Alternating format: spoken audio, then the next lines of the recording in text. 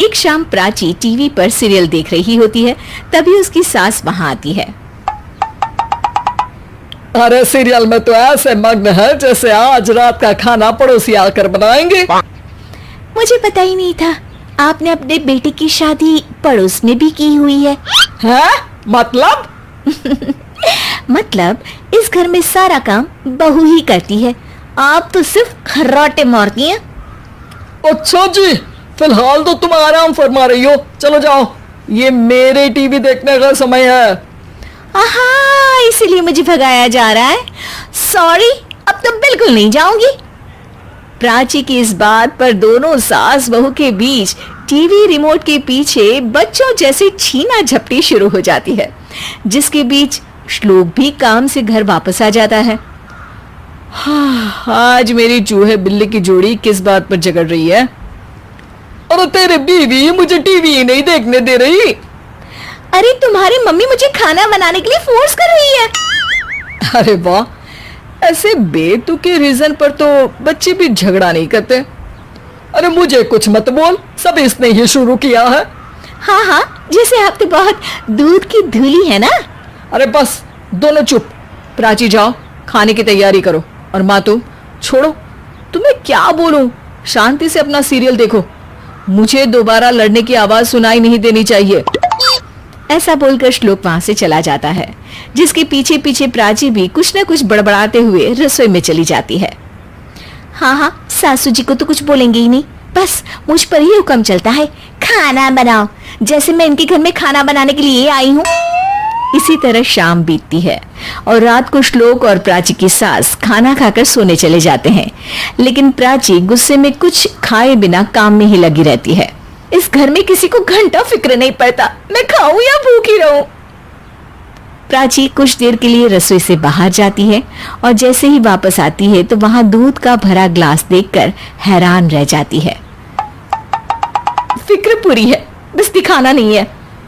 प्राची दूध पीकर सोने चली जाती है और अगली सुबह एक बार फिर सास बहू का कार्टून नेटवर्क स्टार्ट हो जाता है। ये तुमने ही किया है। अरे अजीब जबरदस्ती है, मैं बोल रही हूँ मैंने कुछ नहीं किया। दोनों ने मिलकर पूरे घर को पागल खाना बनाया हुआ है।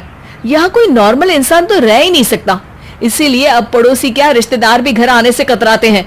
और सुन बेटे, तू भी चंगा, तेरी माँ भी चंगी, तेरी बीवी भी चंगी, रिश्तेदार। हाँ जी, आपको नहीं पता क्या, गंगाधर ही शक्तिमान है, रिश्तेदार ही। हाँ हाँ, बस समझ गया। कभी जानवरों जैसे लड़ेंगी तो कभी जुगलबंदी करेंगी। भाई मैं आप दोनों के बीच में नहीं फंसना चाहता। सास बहू की इस मनमौजी जोड़ी से परेशान होकर श्लोक अपना सिर खुजलाता वहां से चला जाता है। चलो अब मैं भी कीर्तन में जा रही हूँ। इस पर जैसे ही सास कमरे में अपना पर्स लेने जाती है तो वहां नाश्ते की प्लेट रखी देख मुस्कुराने लगती है और नाश्ता करके घर से बाहर निकलते हुए कुछ पैसे टेबल पर रख जाती है, जिसकी कुछ देर बाद सिलेंडर वाला घर आता है। ओ मुरी मैया, मैं सिलेंडर के बारे में तो बिल्कुल भूल ही गई थी। घर खर्च के सारे पैसे भी मम्मी के पास है और श्लोक से बोला तो उल्टा 4 बात सुनाएंगे। प्राची ये सोच ही रही होती है कि अचानक उसका चेहरा चमक उठता है और वो घर में आकर इधर उधर देखने लगती है। तभी उसकी नजर टेबल पर रखे पैसों पर पड़ती है, जिन्हें वो सिलेंडर वाले को दे देती है। ये सब श्लोक देख लेता है।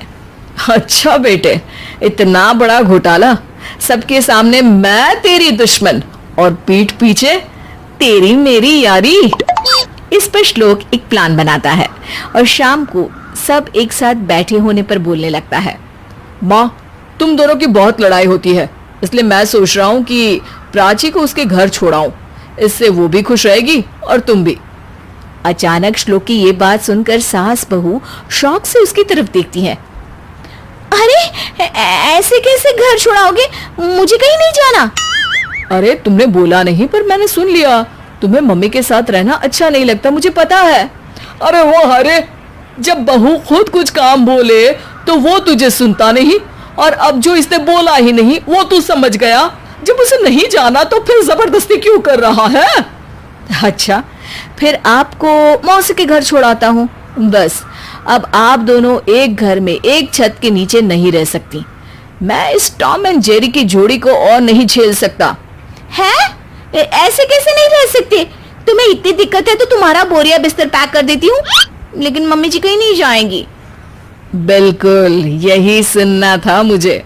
अगर दोनों में इतना ही प्यार है फिर हर वक्त ये लड़ाई का नाटक क्यों करती हो? देखा मैंने कैसे माँ किचन में दूध रखती है और तुम उनके लिए कमरे में नाश्ता रखती हो, और कैसे वो पहले ही तुम्हारी दिक्कत समझकर घर में पैसे रखकर बाहर जाती है। अरे भाई, इतना ड्रामा तो डेली सोप में भी नहीं होता जितना तुम दोनों ने इस घर में फैलाया हुआ है।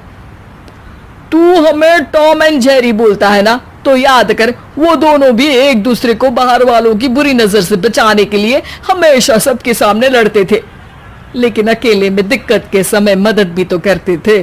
बस हमारा रिश्ता भी कुछ ऐसा ही है। और वैसे भी अगर सास बहू में तू मैं नहीं होती तो दुनिया वालों को कहानियां कैसे मिलेंगी?